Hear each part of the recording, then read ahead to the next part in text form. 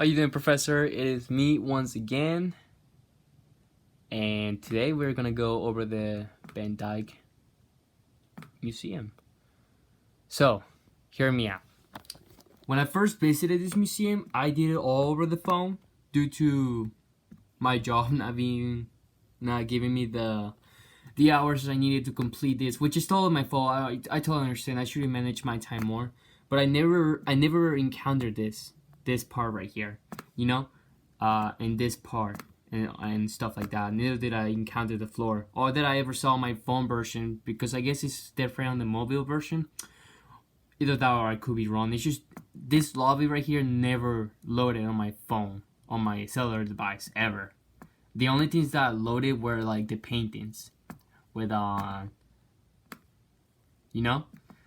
So on my museum review, which is I feel really bad because I did mention that the walls and the floor were very weak and they didn't contribute well with the paintings, because this was a movement that involved a lot of like activity in like all corners. It was layers on top of layers. I know this because on my art class, when we were working on our fabulous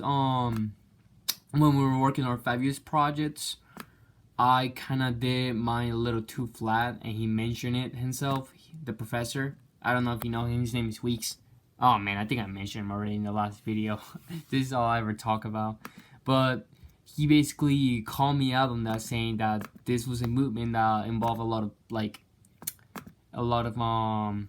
layers over layers over layers, and that was one of the contributors that I believe was missing on this museum, because this was just walls. So I wanted to see, like, when I was talking about the design of the museum, I was like referring to lines like running around here, you know, like it could have been like a little wavy or something like that. And I think that would have contributed more to these beautiful works of art, most of them done by Van Dyke. This one was actually my favorite, which is funny because it's the one that has the less activity going on in the background. Although there is some one or two specks of like brownness in the black, but it's like you see this now you see these like kinds of works nowadays, like a skeleton wearing a suit, and it's like, yeah, I've seen this already.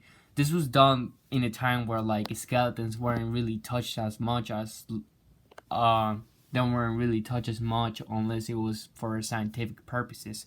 Instead, this was done for like an artistical point of view. Not only that, but it was done for a moment where the artist was going through a rough time, where he was smoking so much cigarettes that it would calm the hunger.